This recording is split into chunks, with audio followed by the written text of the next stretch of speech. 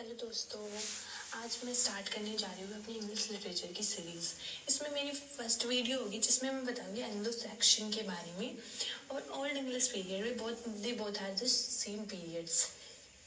तो सबसे पहले हम एंग्लो सेक्शन को डिस्कस करेंगे, जिसमें हम इसके बिगनिंग के बारे में जानेंगे कि इसकी स्टार्टिंग कैसे हुई। इसकी स्टार्टिंग हुई थी कॉन्टिनेंट ऑफ यूरोप से। देन धीरे धीरे ये लोग फैलते रहे, क्योंकि ये एक जगह से दूसरी जगह घूमते रहते थे।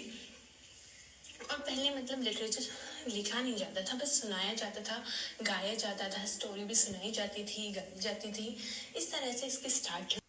इनके बाद हम जानेंगे इसकी 3 ट्राइब्स के बारे में, क्योंकि उन 3 ट्राइब्स की लैंग्वेज को मिला के ही ओल्ड इंग्लिश लैंग्वेज बनी।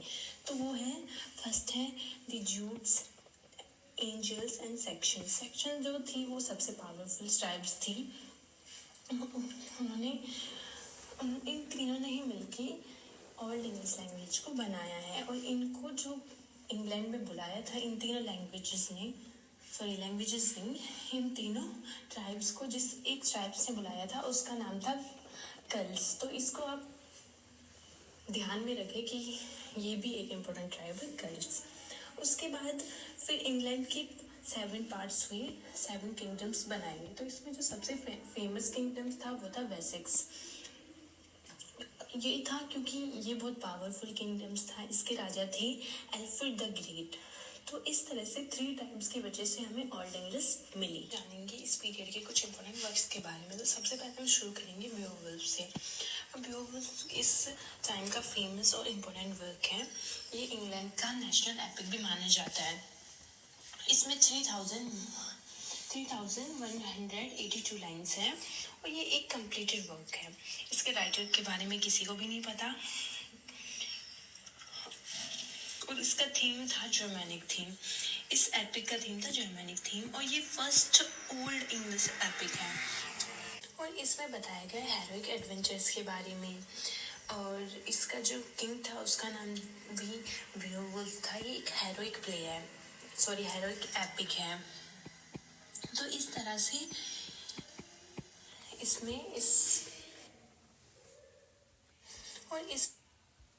तो बेओवुल्फ जो है वो इस तरह से एक इम्पोर्टेंट टॉपिक माना जाता है। और इसमें बताया गया है कि जो इसका वो है किंग, जिसका नाम है बेओवुल्फ, वो बहुत ही ग्रेट एंड सक्सेसफुल रूलर था। और इसमें बताया गया है हेरोइक एडवेंचर्स के बारे में। उसके बाद जो नेक्स्ट इम्पोर्टेंट वर्क है वो है विडजिथ। ये भी एक मोस्ट इम्पोर्टेंट पोएम है इस टाइम की, और इसका थीम है जर्मनिक वर्ल्ड। इसमें जर्मनिक वर्ड्स के बारे में बताया गया है। इसमें 150 लाइन्स का वर्सेस है। और इसमें बताया गया कि जहाँ पहले हीरो विजिट करते थे, जिस प्लेस पे हीरो जाते थे उस टाइम के, उसके बारे में बताया गया है। उसके मिसलेनियर, इसका मीनिंग होता है कि ये एक बहुत सारे राइटर इसको लिखते हैं, उनका कलेक्शन होता है बहुत सारे ऑथर्स का। और इसमें एक ऑथर की नहीं, बहुत सारे ऑथर्स की जो वर्क्स होते हैं उनको इकट्ठा करके बनाया गया है। उसके बाद है एक इम्पोर्टेंट वर्ड है, वो है द एक्स्ट्रा बुक। इसमें जो है वो 7 शॉर्ट एलिजीज हैं। 7 शॉर्ट एलिजीज को जोड़ के इस एक बुक को बनाया गया है। तो इस तरह से हमारे 5 इम्पोर्टेंट वर्क खत्म होते हैं। और उनके जो थीम्स होते थे वो आज साइड में दिख रहे होंगे आपको। ये सब होते हैं हीरोइज्म, फेट और मोरल इंस्ट्रक्ट इसके थीम होते हैं। और पहले हम कभी भी इनको लिखा नहीं जाता था। लिटरेचर को हमेशा बोला जाता था, बोलकर या गाकर ही बताया जाता था। ये एंग्लो सेक्शन की पोइट्रीज के बारे में। इसमें 7 टाइप्स की पोइट्री होती थी। Heroic poems, religious poems, personal poems, love poems, Chronicle poems, sermons and details like puzzles poems.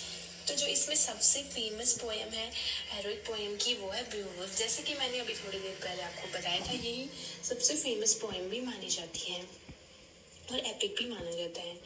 और इस तरह से इन्होंने अपने 7 टाइप्स ऑफ पोइट्री बताई गई है इस एंग्लो सेक्शन पीरियड। हम जानेंगे एल्फ्रेड द ग्रेट के बारे में, जिसने अपने किंगडम को डिफेंड किया था और वाइकिंग्स से बचाया था।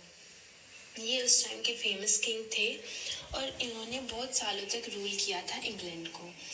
और इन्होंने ही जो इंग्लैंड के एंग्लो सेक्शन के क्रॉनिकल्स थे उनको इकट्ठा करके अरेंज करके सबको बना के ओल्ड इंग्लिश लैंग्वेज लाई थी। इन्होंने ही रिस्टोर किया था ओल्ड इंग्लिश लैंग्वेज को। ये पहले ऐसे राइटर या किंग थे जिन्होंने खुद से लैटिन लैंग्वेज सीखी, क्योंकि ये लैंग्वेज उस टाइम पे बहुत टफेस्ट लैंग्वेज हुआ करती थी, अभी भी है, पर खुद से सीखना बहुत ज़्यादा मुश्किल है। देन इन्होंने बहुत सारे वर्क्स थे जो ट्रांसलेट किए थे इंग्लिश लैंग्वेज में, ओल्ड इंग्लिश लैंग्वेज में। इन्होंने बाइबल को भी ट्रांसलेट किया था, तो इस तरह से ये बहुत ही फेमस और इम्पोर्टेंट राइटर्स माने जाते। और हम लास्ट में जानेंगे कुछ फेमस और important writers of Anglo Saxon period के। अल्फ्रेड द ग्रेट, जिनके बारे में अभी हमने डिस्कस किया था, वो बहुत ही ज़्यादा इम्पोर्टेंट राइटर है इस पीरियड की। देन बीरे भी एक इम्पोर्टेंट राइटर थे। जो ये 3 ट्राइब्स को लेके आए थे वो यही थे। इनकी ट्राइब थी क्लर्ट्स ट्राइब में ये थे, उनके लीडर थे, और यही इन 3 ट्राइब्स को इंग्लैंड में लेके आए थे। इस तरह से ये सारे राइटर्स इम्पोर्टेंट्स हैं।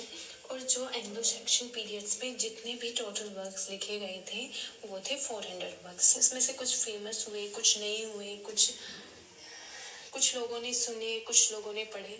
तो इस तरह से जो टोटल कंप्लीटेड वर्क थे वो थे 400।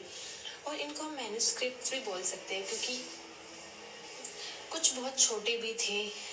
तो इस तरह से टोटल 400 वर्क्स थे। और जो भी इस पीरियड्स के की पॉइंट्स थे, इम्पोर्टेंट पॉइंट्स थे, वो सब हमने डिस्कस